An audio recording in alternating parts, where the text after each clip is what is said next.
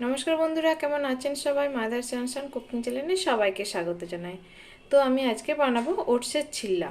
এই ওটসের চিল্লার জন্য বেশি কিছু উপকরণ লাগবে না, বাড়িতে থাকায় কিছু কিছু সামান্য উপকরণ দিয়ে হয়ে যাবে। এখানে আমি 1 বাটি ওটস নিয়েছি। এখানে ক্যাপসিকাম কুচিয়ে রেখেছি, টমেটো কুচিয়ে রেখেছি, গাজরকে গ্রেট করে রেখেছি, পেঁয়াজ কুচি, লঙ্কা কুচি।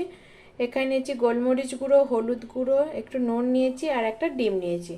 প্রথমে আমি এই যে 1 বাটি ওটস নিয়েছি, এটাকে একটু মিক্সারে হালকা করে গুঁড়িয়ে নেব, তাহলে ভালো হবে জিনিসটা। তো আমি ওটসটাকে গুঁড়িয়ে নিয়েছি, আমার এই পরিমাণ ওটস হয়েছে।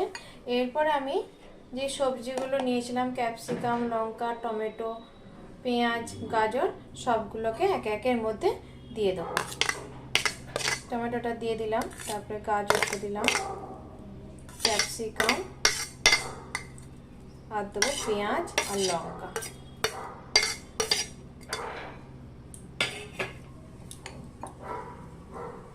এরপর আমি যে এর মধ্যে যে গুঁড়ো মশলাটা নিয়েছিলাম, একটু নুন, একটু হলুদ গুঁড়ো আর একটু গোলমরিচের গুঁড়ো, এটাও দিয়ে দেবো।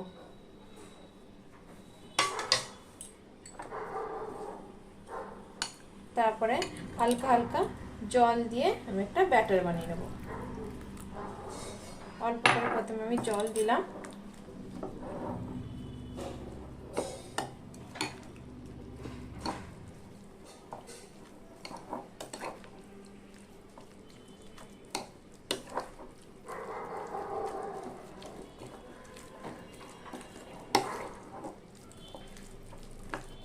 এখন আপাতত জল দেবো না। এর মধ্যে এবার একটা আমি ডিম দিয়ে দেবো। এই যে একটা ডিম নিয়েছি, এবারে ডিমটা এর মধ্যে ফাটিয়ে দিয়ে দেবো।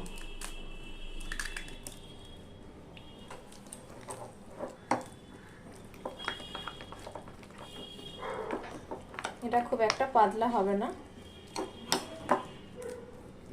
তোমার ব্যাটারটা ঠিকই আছে। তোমার ব্যাটারটা আমি এইরকম বানিয়েছি। ভালো করে এবার এটাকে আমি মিক্সড করে নেব।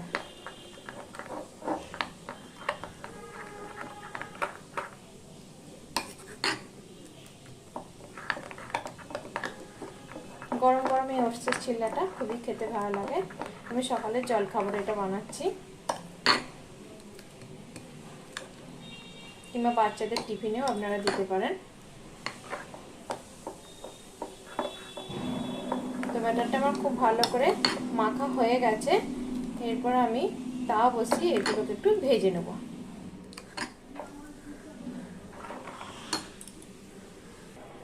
এরপরে প্রথমে আমি অল্প করে এর মধ্যে সাদা তেল দিয়ে দেবো।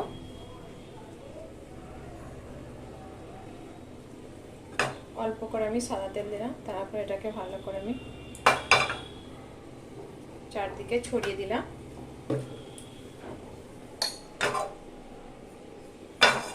এরপরে আমি এর মধ্যে অল্প করে ব্যাটার দিয়ে দেবো।